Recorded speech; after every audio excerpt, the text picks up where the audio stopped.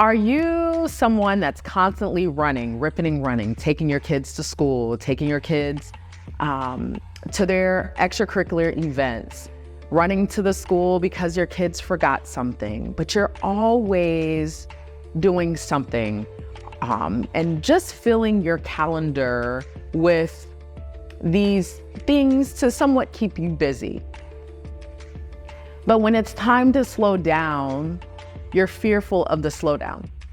You're fearful of sitting down and really looking around and realizing that life is not what you want it to be. One, your child might be dealing with something and you're scared to take your child to the correct provider to figure out why your child's so angry. What is your child suffering from? Because you don't have the bandwidth to deal with something else.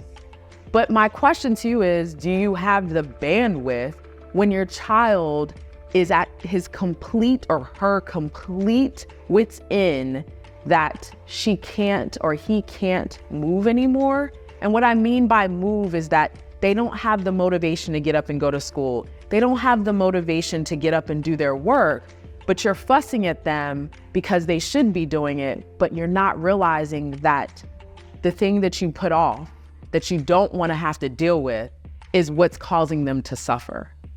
Parents, I need you to put the brakes on moving so fast. Stop doing 95 in a 25-mile-per-hour zone, because who's actually suffering is your family and you. I've seen many parents go this fast, and then what stops them or what slows them down is a physical illness that they can't seem to heal, right? Or the illness that requires time out of their day to really focus on. Why do you have to get an ailment to slow down, to start paying attention to what is in your face? Why? Your body's crying out for help. Your kids are crying out for help. And I'd rather you not be in crisis than be in a preventative, in a different space around a situation. You are already in crisis, but you're not realizing it. Stop for a second and take inventory of what needs to be addressed. If you're in a marriage that no longer serves you, then take inventory and figure out what ingredients you need so you can serve you, and you can make a decision if you need to be in the marriage or not. Take inventory of each child and see what their needs are, and see how you and the co-parent or your spouse can show up for them. And if they can't, and if you can't, then you gotta figure out who can. Stop going 95 in a 25. So one thing I need you to do, take inventory. Take inventory of yourself, your situation, what is. 2, take inventory of your kids. Where are they? What do they need? 3, as you take inventory of those situations, what I need you to do, right, is go figure out what providers, friends, family can help you. You need to slow down. Come down and maybe let's work on getting to 60. And then once we get down to 60, we can get down to 45. Once we get down to 45, we'll get down to 30. But you are running a race that you cannot finish or complete alive.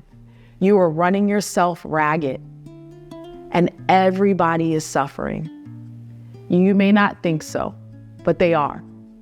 And so as you take inventory of the situation, what you're getting to figure out and what you're gonna figure out is, what ingredients do you need to be whole?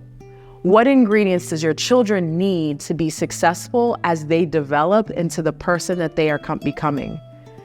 3, you also are getting rid of the things that you no longer need.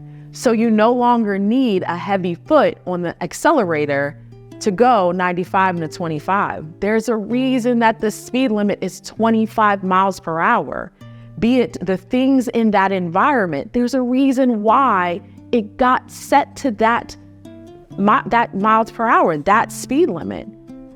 Stop trying to force something in a situation that can't fit. Stop trying to put a peg into a square. It don't work. It might be like, I can put it in there, but that's not what it's supposed to be. Ask yourself why you're running like that, because it's not healthy and your body is communicating to you. Create a self-care routine to help you start slowing down and understanding why you're running the way you're running. That's important. Be well, be amazing, and most of all, be you.